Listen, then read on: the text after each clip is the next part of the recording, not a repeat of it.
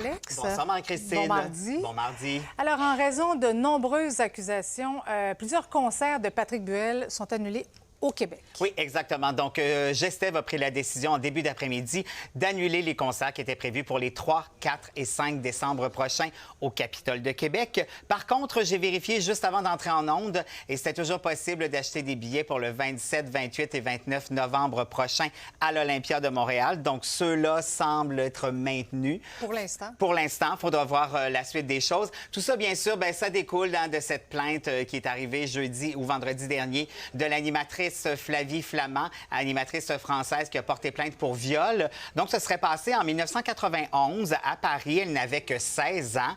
Ce qu'elle raconte, c'est qu'elle était à la résidence de Patrick Bruel et elle aurait eu un total blackout après avoir bu une tisane que Patrick Bruel lui aurait offert. Alors, et ce matin, l'avocate de Mme Flament, Corinne Herman, elle a annoncé que d'autres accusations pour viol devraient être déposées dans les prochains jours aussi. Donc, ça commence à s'accumuler beaucoup. Il continue de tout nier. Et c'est ce que j'allais dire. De son côté, Patrick Bruel et son équipe continuent de nier en bloc. Et d'ailleurs, sa série de concerts qui commence en juin, donc en France, en Belgique, en Suisse, tout ça, pour le moment, du moins, est maintenu. Il faut savoir aussi qu'en Europe, là, il y a une pétition qui commence à circuler.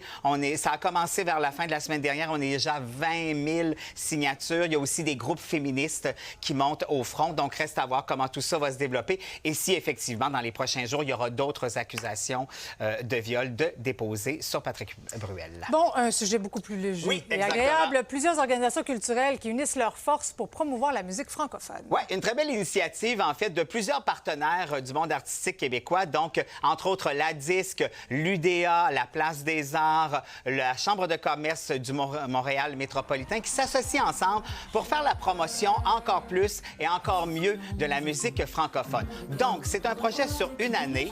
Monsieur et Madame Tout-le-Monde, en fait, des gens, des acteurs du milieu et aussi des organismes vont pouvoir déposer des projets, que ce soit des projets numériques, ça peut être une série de spectacles aussi, et, ou sinon des collaborations. Ils ont jusqu'au 4 juin pour proposer ces projets-là. Et le 17 juin, au début des Franco, il y aura une soirée à la Maison symphonique de Montréal où on va annoncer les projets qui auront été sélectionnés. Bon, ça s'appelle Montréal fait du bruit, mais c'est bien sûr à travers la province. Donc, si vous avez envie de voir les critères de sélection ou encore de déposer un projet, vous allez sur le montréalfaitdubruit.com. Maintenant, on dit souvent, Alex, que les villes manquent d'argent, mais des fois, les artistes peuvent être une véritable mine d'or. Oui, et c'est le cas du chanteur suivant, un Britannique, Harry Styles.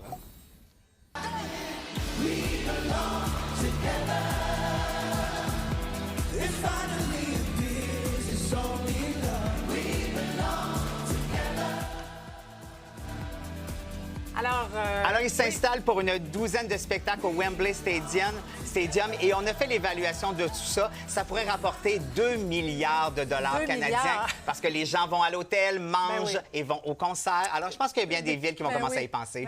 Merci beaucoup, Alex. À demain.